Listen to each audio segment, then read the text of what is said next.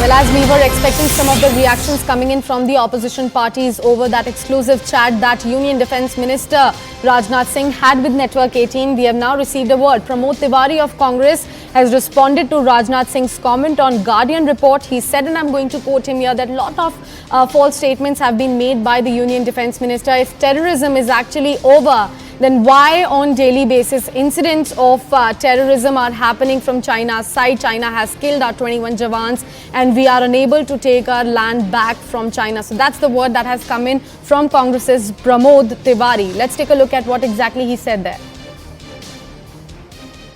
ये झूठी घोषणाएं बहुत हो चुकी है। आतंकवादी रोज क्यों यहाँ पे वारदात कर रहे हैं? अगर आतंकवाद खत्म हो गया, आप किसको मार रहे हैं? रोज कोई न कोई घटना हो रही। अरे छोड़िए रक्षा मंत्री जी, आप बताइए, चीन चढ़ के 21 हमारे जवान मार गया और हम उस जमीन को भी नहीं खाली करा पा रहे हैं।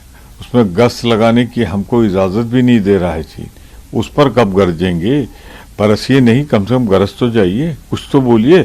चीन के नाम पे इतनी घबराहट क्यों है मोदी सरकार में?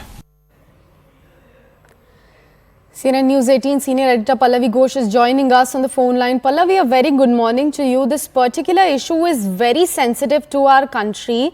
Don't you think this entire matter and the kind of statements that the opposition has been making about India and Pakistan's relation is going to snowball against them?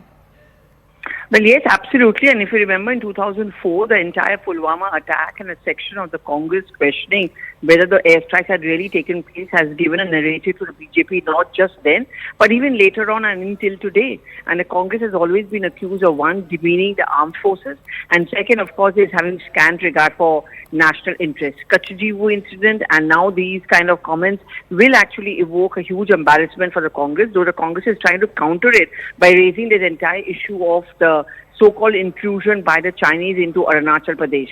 And it's been a part of their manifesto as well, which was released yesterday. Will it work? Will it make a difference? That would be the challenge. And big faces from the Congress party have been literally saying that, you know, BJP is completely wrong and there is no proof of Pulwama attacks retaliation that happened there. How do you think it's going to affect the result in the upcoming Lok Sabha elections? Well, I mean, difficult for us to predict what's really going to be happening because ultimately it's the people who decide, as we all know. But yes, these are building up of narratives. Everyone wants a stable political system and a robust form. We've had a lot of, I would say, setbacks when it comes in from the acts of terror by Pakistan. So whenever the Prime Minister reassures the people, possibly he'll do that today, that we are going to enter Ghus ke marenge, that means we're going to come out with a very strong anti-terror policy and we are going to retaliate very strongly. One, it increases the stature globally, and the second, of course, it reassures the people of the country, which could, of course, become a huge factor when we go to vote. And also, Pallavi, one thing that the opposition has constantly been asking BJP-led central government is that why they are not so vocal about what exactly is happening there in the state of Arunachal Pradesh, specifically the Sela tunnel issue.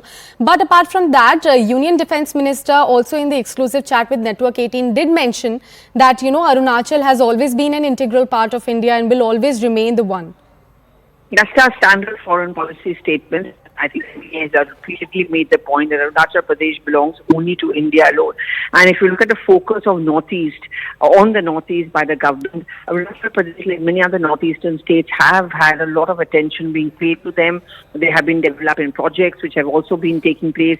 Just to make the point that, if the economy is strong, if there is development in the state, the Chinese, no matter how much they try, cannot intrude. On the floor of the House, also inside the Parliament, the government has given out rattled off figures to show that this whole talk about intrusions or incursions by the Chinese is absolutely baseless, and our armed forces have always retaliated. Right, Pallavi. Thank you so much for putting that into perspective for